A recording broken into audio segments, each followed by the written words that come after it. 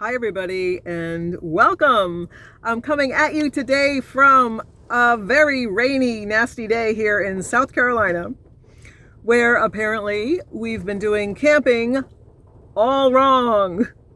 Yes, if we haven't met yet, hi, I'm Leslie, and I built our minivan here into a camper. I can help you do it too if you're so inclined. While you're here, why don't you go ahead and subscribe? That way we can keep in touch and I'll answer as many questions as I can about camping or camping gear or building out your minivan into a camper. Today, I'll tell you why we've been camping all wrong. You ready? Let's go. Due to the amazing amount of camping that we do, and maybe you do too, right? Well, anybody who camps. We all see other rigs, we see other solutions for camping, we see a wide variety of styles and camping equipment, and sometimes we look at something and ask ourselves, is that really camping? Or are we really camping? Yeah, I don't know. Are we doing this all wrong? Where do we sit on the camping comfort scale? Patent pending. Let's look at the camping comfort scale, shall we? And you can tell me, please, where your comfort zone falls, all right? So starting out, we didn't dare say that we were camping unless we packed everything on our backs and we hiked off the paved trail like a mile where all other humans were out of sight. Oh, you need a campfire? Well, go gather some dry wood. Oh, you need water? Well, I hope you brought some. A bathroom, wherever you make it. Then a funny thing happened. Well, that got old. That got really tiresome for a couple of middle-aged kids like us. And we started to, fantasize about, the luxury of driving right up to a campsite and pitching the tent right there, right next to the car. Maybe even a vault toilet nearby. I know. I mean, other people might walk by and whisper, well, that's not real camping. But there's a reason they make campsites that fit both your car and a tent. And life's too short to listen to imaginary haters. Since then, we ditched the tent for the minivan. Ta-da! And I converted it into a camper. It has a comfortable bed. It has plenty of shelving. Yeah, we carry a stove, we carry a few gallons of water, whatever else we need. It's all here. When we roll up to the camp, there's nothing to set up. There's nowhere to hike into unless we want to.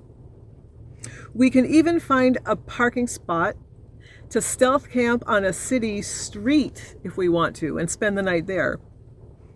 Would you hardcore campers call that real camping though? From time to time, we've also camped at rest areas overnight, and let's not forget about overnighting in a parking lot, like at a truck stop, a Walmart, or a Cracker Barrel. But that's not for everyone, right? There's usually a lot of traffic, it's noisy, people are coming and going all night, diesel engines, and it's not scenic, it's not fun. So where does that fit into your comfort zone? The reason I say we're doing camping wrong is back when I was planning our wedding, I read this article called Your Wedding is Tacky. And it was for brides who were wondering things like, should I get cute little love quotes printed on our cocktail napkins? Or is that tacky? Well, the article assured us that, yeah, that's tacky to somebody.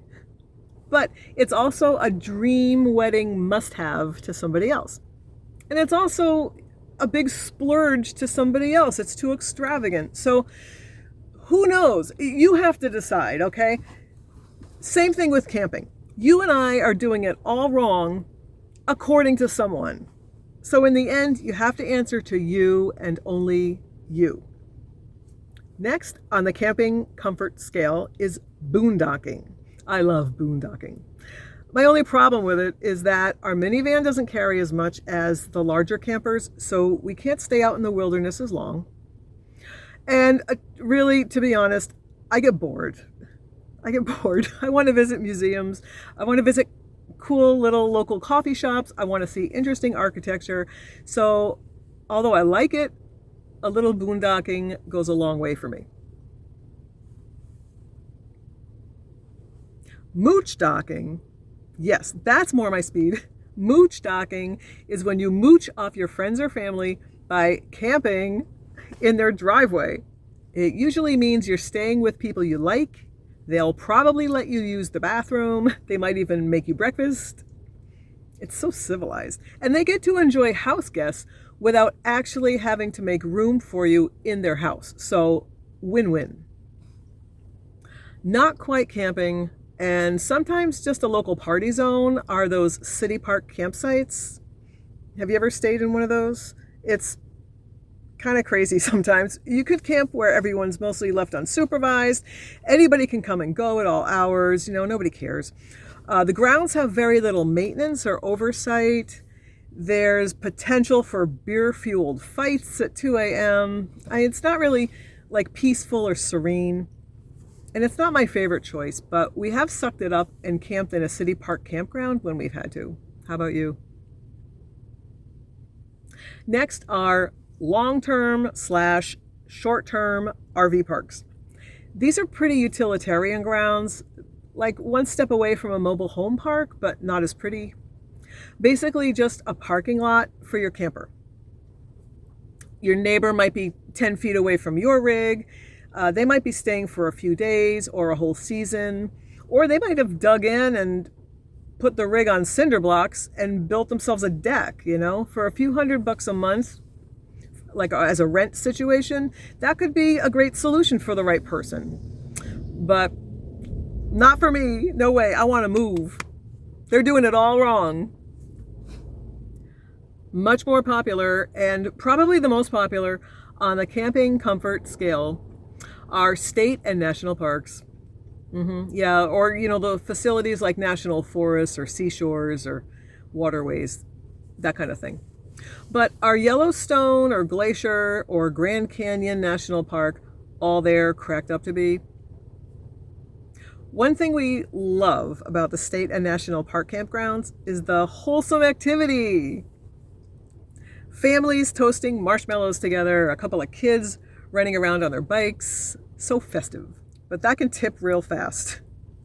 When the campground fills up and motorhomes start running their noisy generators, when all the kids form a roving bicycle gang a dozen strong, and 3 of them start scream crying, do you still call this camping? Somebody sitting in their $300,000 Class A motorhome, grabbing a cold drink from the fridge while their kids whoop it up outside, yeah, they might sit back and go, heck yeah, this is camping. But to me, that feels more like you're sitting in a condo looking at the great outdoors. And it's not just a condo, it's a condo it took you 20 white knuckle minutes to back into your spot. So, no, it's not for us. We prefer being nimble. We prefer a minimalist lifestyle. We prefer 26 miles to the gallon. Yeah. If you want to take the swank level up a notch, next on the camping comfort scale is RV resorts. Yes, roll right up and enjoy all the comforts of the heated pool, the pickleball court, the spa, the laundry service, the Wi-Fi, the restaurant, the fitness center, the landscaping, all the comforts. All this for about the same price you'd pay for a hotel. But you bring your own accommodations. Go figure. So to be honest, this is way more luxury than I want when I'm camping. I guess I just like more of a do-it-yourself type of experience. If I want to go stay in a fancy resort, then I will go stay in a fancy resort. Speaking of fancy resorts, let's reveal the highest level of comfort on the camping comfort scale. Hotels. Yes, you could just scrap the idea of camping entirely and you can go stay at a hotel. You can even intersperse your camping, your roughing it camping, with some hotel camping. And we've done it, you know, when bad weather hits, you don't want to suffer through a night of terrible thunderstorms or tornado threats. Yeah, you know, go get you a hotel. If you're like my friend who told me his idea of camping was a hotel without room service, then yeah, then maybe you are really roughing it in a Holiday Inn Express. So there's something for everybody, obviously. My hubby, Michael, has great admiration for any fellow camper who rolls in on a motorcycle and pitches a pup tent for the night. That's hardcore, he says. And I agree, it's hardcore, but I'm not even one bit jealous. I want hard walls between me and any rainstorms, any pesky bears, raccoons. Yeah. We once had a campground neighbor. They were staying in a 40-foot Class A, real classy rig. And he was amazed. He was freaking out when he checked out our minivan rig. He asked us all kinds of questions. How do you sleep? How do you stay warm? How do you cook? And we showed him. But he just kept saying, wow, I could never. Wow, I could never. I'm pretty sure that he thought our camping was tacky. Oh well. So where do you fall on the camping comfort scale? What types of these have you tried? And did I forget any? I'm looking forward to hearing all about what you think. It's always great hanging out with you, and I'll see you next time.